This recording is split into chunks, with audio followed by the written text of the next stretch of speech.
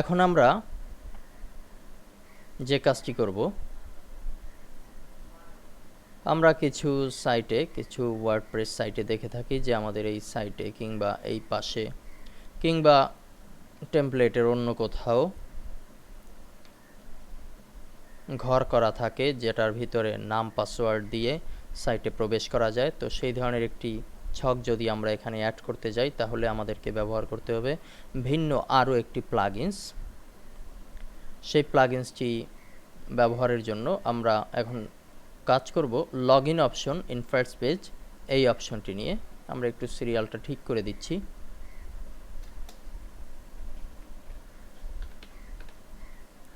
8 নম্বর serial, login option in first page.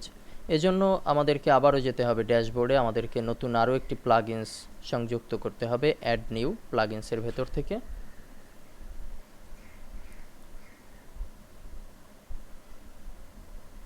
Upload,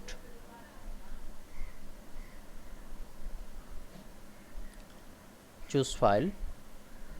এখান থেকে আমরা নিব ইউজার অনলাইন, এটি না, আমরা নিব হচ্ছে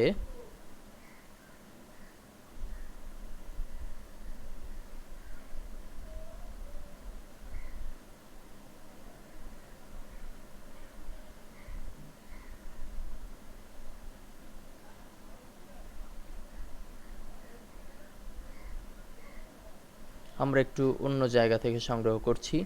আপনারা অবশ্যই এই প্লাগইনসটি আপনাদের সিডির সোর্স ফোল্ডারে পেয়ে যাবেন। হ্যাঁ, আমরা এখন আরও একবার চুজ ফাইলে ক্লিক করছি এবং এখান থেকে সংগ্রহ করে নেব আমাদের নির্দিষ্ট প্লাগইনসটি। সাইডবার লগইন নামের এই প্লাগইনসটি ওপেন এবং ইনস্টল নাও।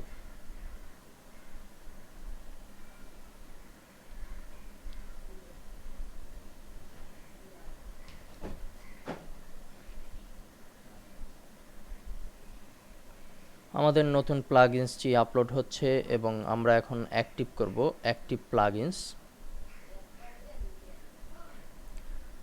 আমরা কিন্তু আমাদের আউটপুটে এখনো পর্যন্ত এখানে কোনো কিছু দেখছি না। আমরা এখন এই মেটা ট্যাগকে সরিয়ে এখানেই আমরা অন্তর্ভুক্ত করব আমাদের এই নতুন প্লাগইনসকে। আমাদের সাইডবার লগইন নামের এই প্লাগইনসটি অ্যাড হয়েছে, অ্যাড এ সাইবার উইডগেটস। উইডগেটসের ভিতর থেকে আমাদেরকে অ্যাড করে দিতে হবে, এ কারণে আমরা যাচ্ছি উইডগেটস অপশনে। উইডগেটস অপশনটি আমরা পাবো অ্যাপিয়ারেন্সের ভিতরে।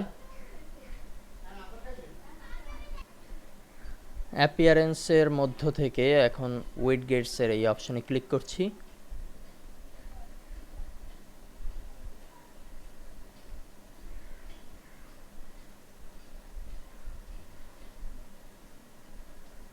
এখানে আমরা পেয়ে যাব, হ্যাঁ, সাইডবার লগইন নামের এই অপশনটি আমরা এখানে দেখতে পাচ্ছি। এই সাইডবার লগইনকে আমরা এখন লেফট সাইডবারে দিয়ে দেব। আমরা মেটাকে চাইলে এখন কিন্তু বাদ দিয়ে দিতে পারি, আমরা এটিকে বাদ দিয়ে দিচ্ছি এবং এখানে সর্ব উপরেই দিয়ে দেব সাইডবার লগইন।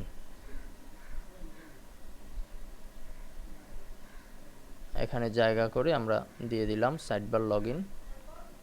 আমরা একটু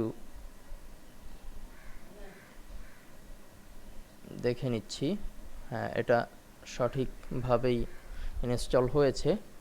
এখন আমরা যদি আমাদের মূল পেজকে একটু রিলোড দেই তাহলে কিন্তু আমরা পরিবর্তনটি সরাসরি দেখতে পারবো।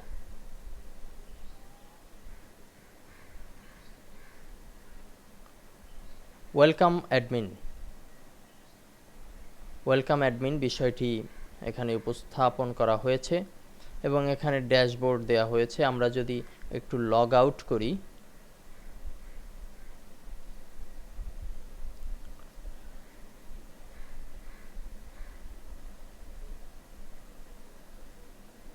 তাহলে কিন্তু আমরা সেই ছককে এখানে দেখতে পাচ্ছি ইউজার নেম এবং পাসওয়ার্ডের জন্য, যে ছকের কথা আপনাদেরকে ইতিপূর্বেই বলেছি।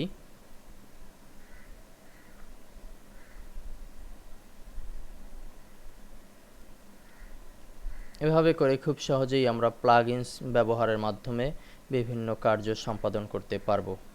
ধন্যবাদ।